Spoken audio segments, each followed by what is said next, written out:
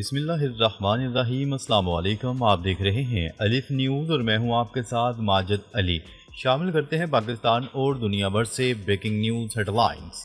پاکستان میں موسمیاتی تبدیلی کے تباہ کن اثرات، سائنسدانوں کی سنگین وارننگ۔ پاکستان اس وقت ایک نہایت خطرناک موسمی صورتحال کی جانب بڑھ رہا ہے۔ ماہرین موسمیات اور عالمی سائنسدانوں نے پیشگوئی کی ہے کہ آنے والے برسوں میں بارشوں اور سیلابوں کا سلسلہ نہ صرف بڑھ جائے گا بلکہ شدید اور بار بار ہوگا۔ مونسون کا پیٹرن مکمل طور پر بدل رہا ہے اور بارشوں کی شدت تقریباً 75% بڑھنے کا امکان ظاہر کیا جا رہا ہے۔ یہ خطرناک بارشیں اور ہیٹ ویو زمین کو برباد کر رہی ہے، فصلیں تباہ ہو رہی ہیں، مویشی مر رہے ہیں اور کاشتکاروں کی زمینیں آہستہ آہستہ ناکارہ بنتی جا رہی ہیں۔ سب سے تشویشناک پہلو یہ ہے کہ بڑھتا ہوا درجہ حرارت پاکستان کے گلیشیئرز کو تیزی سے پگھلا رہا ہے، جس سے کروڑوں افراد براہ راست متاثر ہوں گے۔ خاص طور پر خیبر پختونخوا، گلگت بلتستان اور آزاد کشمیر کے علاقے، جبکہ بڑے شہروں جیسے کراچی، لاہور، اسلام آباد بھی اس خطرے کی لپیٹ میں آ رہے ہیں۔ ماہرین نے خبردار کیا ہے کہ بار بار ہونے والے کلاؤڈ برسٹ یعنی اچانک بادل پھٹنے کے واقعات کسی بھی وقت پورے شہر کو چند منٹوں میں ڈبو سکتے ہیں۔ اس وقت اس سے بڑا خطرہ یہ ہے کہ پاکستان کی تقریباً 30% زرعی زمین سیلاب سے برباد ہو سکتی ہے، جس سے ملک میں شدید فوڈ کرائسس جنم لے گا۔ سائنسدان زور دے رہے ہیں کہ پاکستان کو فوری طور پر جدید موسمیاتی فورکاسٹنگ ٹولز خریدنے چاہیے تاکہ وقت سے پہلے بارشوں اور سیلاب کی پیشگوئی کر کے جانی اور مالی نقصانات کو کم کیا جا سکے۔ لیکن اگر یہ اقدامات نہ کیے گئے تو نہ صرف زمین کاشت کے قابل رہے گی بلکہ پاکستان شدید قحط، بیماریوں اور معاشی تباہی کا شکار ہو سکتا ہے۔ خبر کے اگلے حصے میں بات کرتے ہیں پاکستان پر 1988 سے بڑی سیلابی آفت کے سائے۔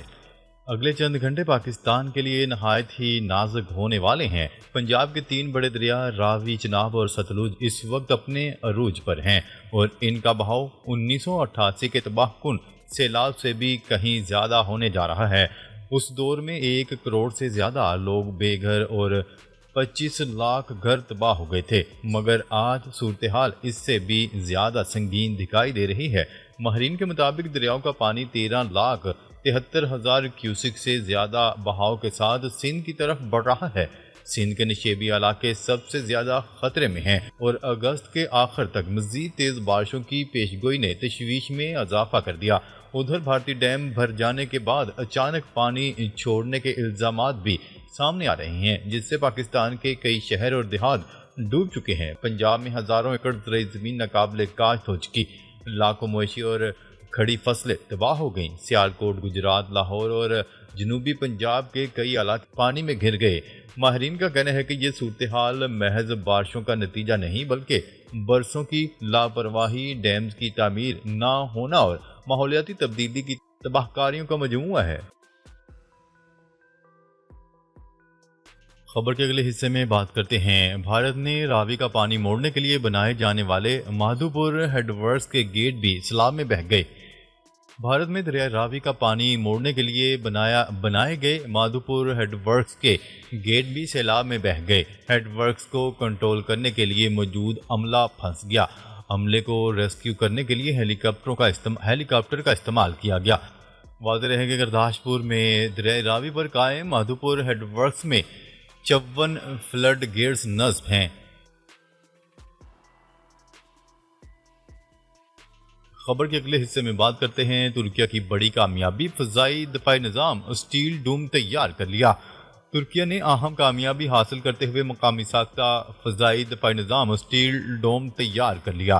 بین الاقوامی خبرساں ادارے کی رپورٹ کے مطابق فضائی دفاعی نظام کے افتتاحی تقریب سے خطاب میں ترک صدر اردوان نے کہا کہ اسٹیل ڈوم ترکیہ کی طاقت کا مظہر ہے۔ ترکیہ کے صدر اردوان کا کہنا تھا کہ اسٹیل ڈوم ترک مسلح افواج کی طاقت بڑھانے اور ملکی دفاعی صنعت کی بلندی کی طرف قدم ہے۔ ترک صدر رجب طیب اردوان کا کہنا تھا کہ جس ملک کے پاس اپنا ریڈار، فضائی دفاعی اور الیکٹرانک وارفیئر سسٹم نہ ہو وہ مستقبل میں اپنے وجود کو محفوظ نہیں رکھ پائے گا۔ انہوں نے بتایا ہے کہ اس منصوبے کے پہلے مرحلے میں 57 گاڑیاں شامل ہیں جن کی مالیت $460 ملین ہے۔ जो तुर्की के दोस्तों के लिए एतमाद और दुश्मनों के लिए खौफ का सबब है। वाज़ेह है कि तुर्क सदर रजब तय्यिप एर्दोगान की हुकूमत ने गुज़िश्ता साल अगस्त में स्टील डोम के मंसूबे का ऐलान किया था, जिसका मकसद समंदरी और ज़मीनी फ़ज़ाई दफाई प्लेटफार्म्स और सेंसर्स को एक नेटवर्क में जम करके तुर्की के फ़ज़ाई हदूद का तहफ़्फ़ुज़ किया जा सके। तुर्की ने रूस से 2019 में S-400 फ़ज़ाई दफाई सिस्टम हासिल किया था, जिसके नतीजे में इसे अमरीकी F-35 जेट प्रोग्राम से निकाल दिया गया था।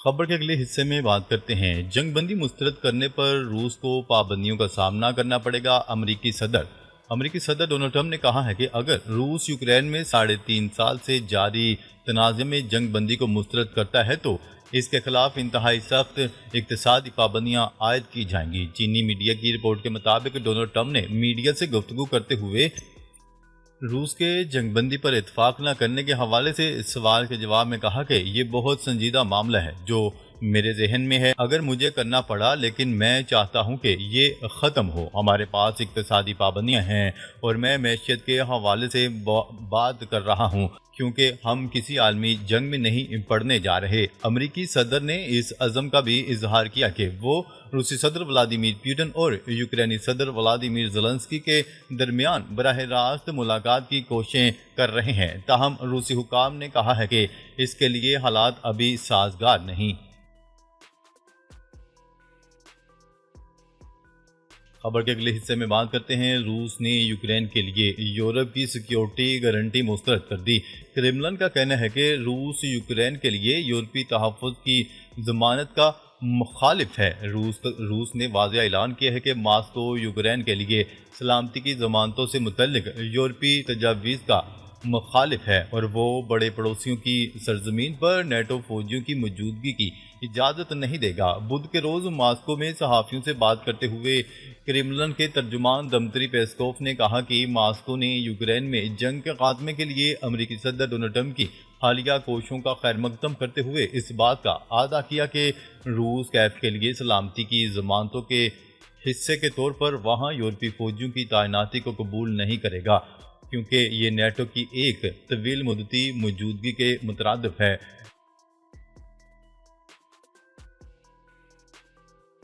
खबर के अगले हिस्से में बात करते हैं यूनान में फ़लस्तीन के हक़ में मुजाहिरे, गज़ा में जंगबंदी का मुतालबा। यूनान के दारुल-हुकूमत एथेंस में फ़लस्तीन के हक़ में बड़े पैमाने पर मुजाहिरे किए गए, जिनमें सैकड़ों अफराद ने शिरकत की।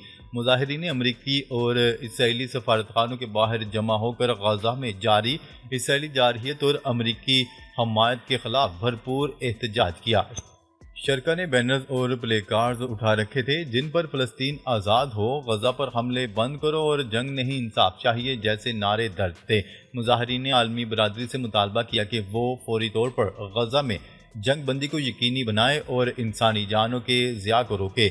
मुजाहिरीन ने इसराइल के खिलाफ शदीद नारेबाजी की और गज़ा में होने वाले जानी नुकसान को बैनुल अक़वामी क़वानीन की खिलाफ वर्जी करार दिया और कहा कि फ़लस्तीनी अवाम कई दहाइयों से जुल्म और जबर का सामना कर रहे हैं।